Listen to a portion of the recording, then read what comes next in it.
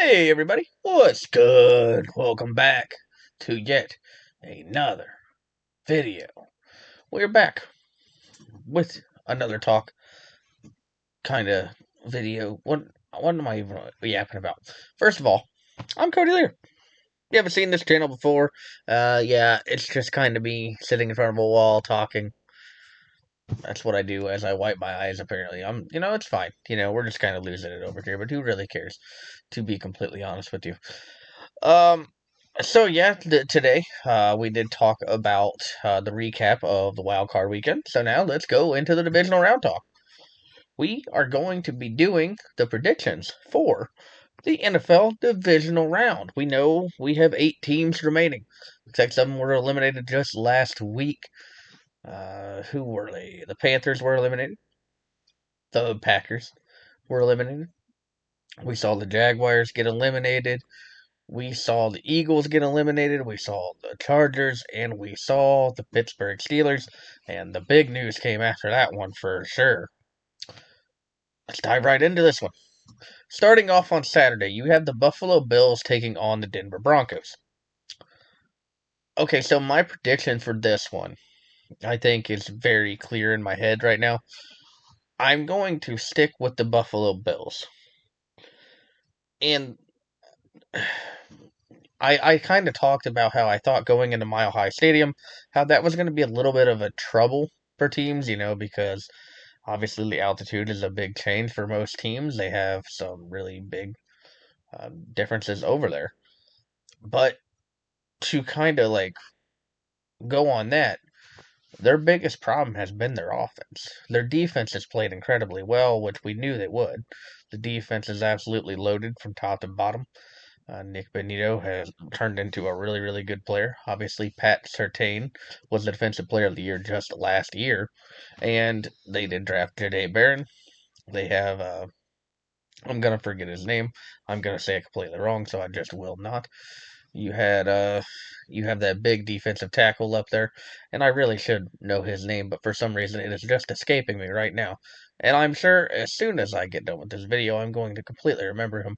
But yeah, that defense is just absolutely top to bottom incredible. And you have, of course, the quarterback, Bo Nix. Bo Nix is a very talented player. The receiving crew, they're okay. They're okay. They're definitely solid in my personal opinion. Um, Yeah, I think that they have a top to bottom really solid roster. Their offense does struggle with consistency. The running game definitely struggles with consistency. Taking on Buffalo, whose defense has been a little bit to be desired this season. They do have very talented players like Matt Milano. Obviously, DeMar Hamlin has been good lately. Uh, there was a struggle a few years ago, but he's definitely gotten a lot better over the years. They have a defense that has a lot of talent on them. Joey Bosa, also very talented. Top to bottom, I mean, we're at the point where rosters are just going to be like the big talking point.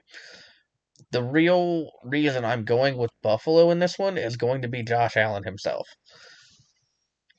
Denver has struggled on the offensive side to put up more than 24 points, and I just have that faith in my head that Josh Allen is going to be able to do that himself because we just saw him put up 21 just himself last week. And even Denver's defense is very good. The Jaguars' defense was just as good. I do believe that Josh Allen will be able to outscore them. I do think that this will be a very good game, but I'm going to stick with the Buffalo side of things in this one. I think Buffalo takes the win on this one. Also on Saturday, you have the San Francisco 49ers heading into Seattle, take on the Seattle Seahawks. This will be the third game. The defense on Seattle is incredible. I mean, that secondary is just amazing with Devon Weatherspoon and Reek Woolen, just kind of leading it off. And the offense with Sam Darnold, JSN, Cooper Kupp, Rashid Shaheed, K9, Zach Charbonnet. The offense has been explosive at times. My real concern with them would be the Sam Darnold part. We didn't really get to talk about him a lot last week since, they were out and everything like that. But Seattle does have a talented roster. The 49ers, on the other hand, they're very banged up. They're missing Fred Warner. They're missing Nick Bosa. The secondary has definitely improved under Robert Saleh.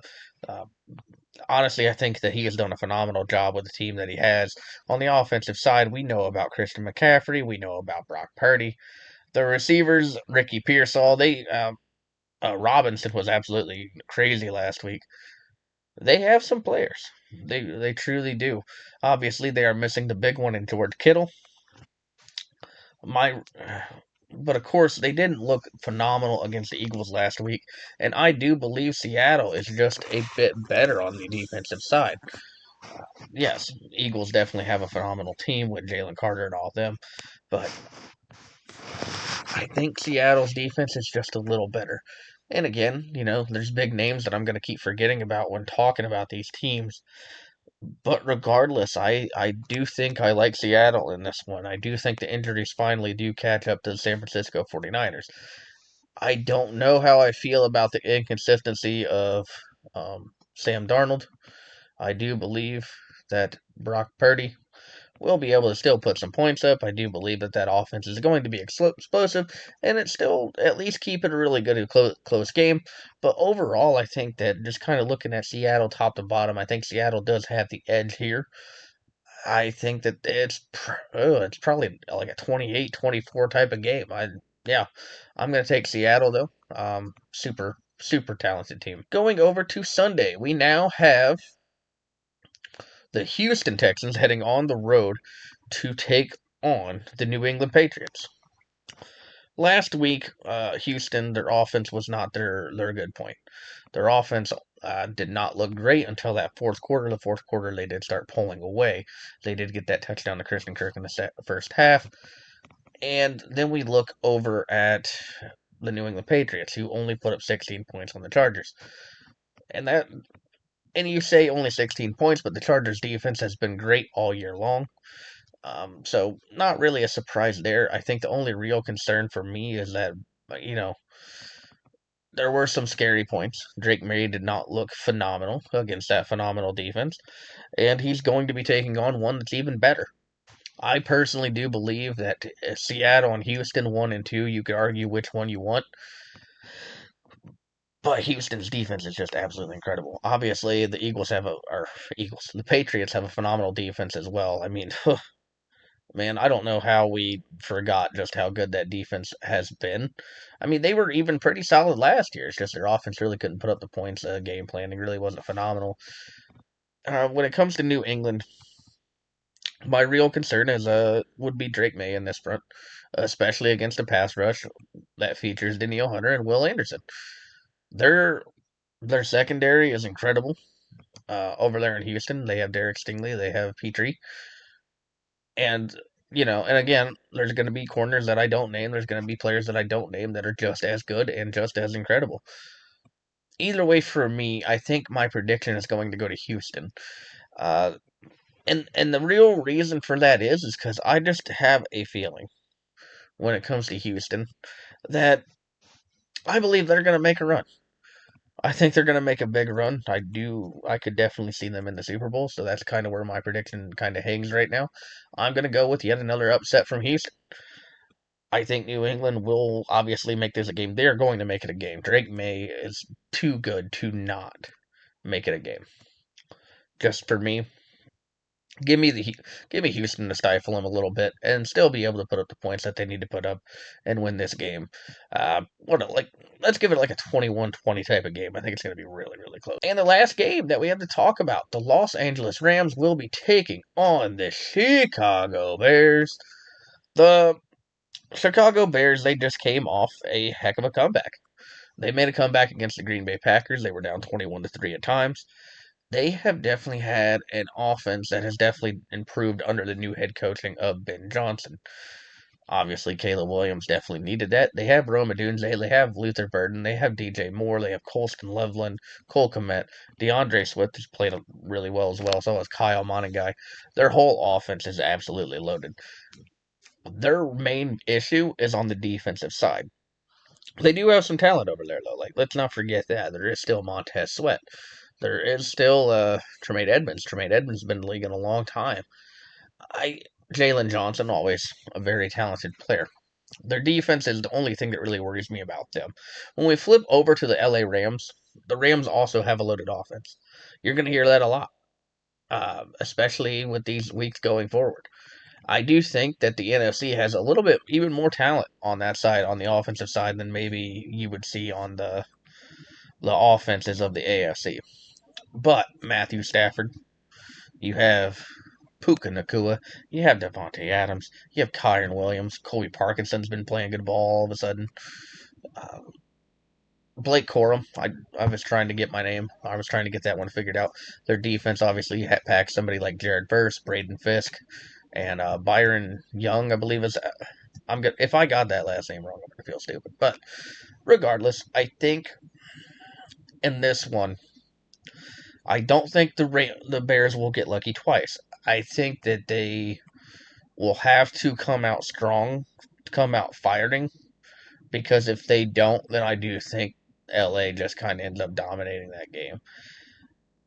But regardless, I think I'm going to take Los Angeles, and I know I'm picking a lot of upsets in this one, and that's kind of where I'm like, maybe I probably shouldn't. But Los Angeles is very loaded. Chicago has been a team that does a really good job of coming back in the fourth quarter, and they're really a fourth quarter team. They have definitely had some moments where they played well in the first half, but the second half is really where they've been shining. I don't think you get that lucky with Los Angeles. I think Los Angeles keeps the pressure on. They keep flinging the ball down the field. They make things an issue for the Chicago Bears. Their defense, the real big issue with Los Angeles is in the secondary, so I do think that there will be something to exploit there. I think I like the Rams in this one. I think I like the third rematch with them and the Seattle Seahawks for the conference championship.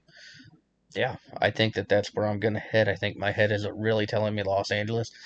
Again, all these predictions, I could definitely see any team winning these games. But yeah, let me take Los Angeles. I believe that they can do it.